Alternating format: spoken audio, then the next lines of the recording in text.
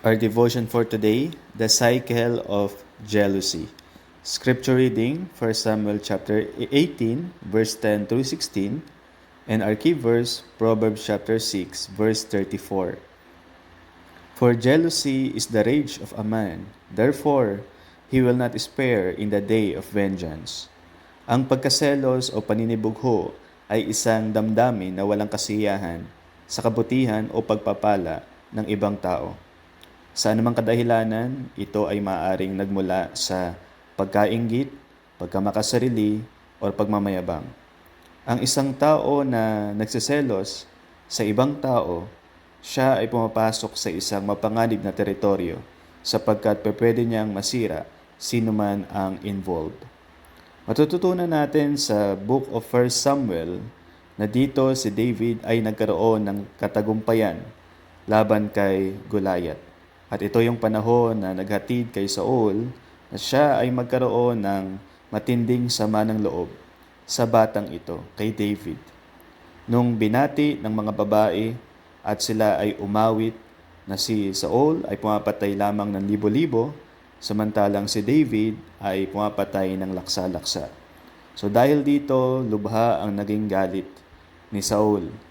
At anuman yung mga na-accomplish ni David, na i-rescue yung bayan ng Israel, lahat ng ito ay nailibing dahil sa kabigatan ng pagkaselos na nararanasan ni Saul. So sa maraming taon pagkatapos nito, walang ibang ginawa si Saul kundi hanapin at gustong paslangin at sirain si David. Yung kanyang kaharian ay naging bagsak at nasira dahil hindi niya natutupad ang kanyang mga pangako at mga pagpapala. So, ang ginawa niya ay mas pinili niyang habulin at hanapin itong si David. At hindi niya na nakita anuman yung mga bagay na mabuti na ginawa ni David sa bayan ng Panginoon.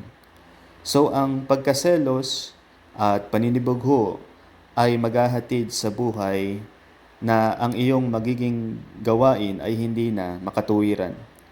Ang cycle neto, maaring ang mauna, ikaw ay magiging suspicious, lagi kang magiging suspetsya sa ginagawa ng iba, at ang kasunod na neto, ikaw ay mabubuhay sa kalituhan, sa kapaitan, sa pagiging natatakot ka na, nagkakaroon ka na ng sama ng loob, or pagkabalisa. At ito ay maghahatid sa gawa na hindi makatuwiran at makakasira ng maraming relationships. So ang pagkaselos ay buhay ng pakikipag-alit sa Diyos. Kaya ang pinakamagandang gagawin mo ay mas mag-focus ka sa Diyos, sa kung ano yung nais niyang gawin sa iyong buhay.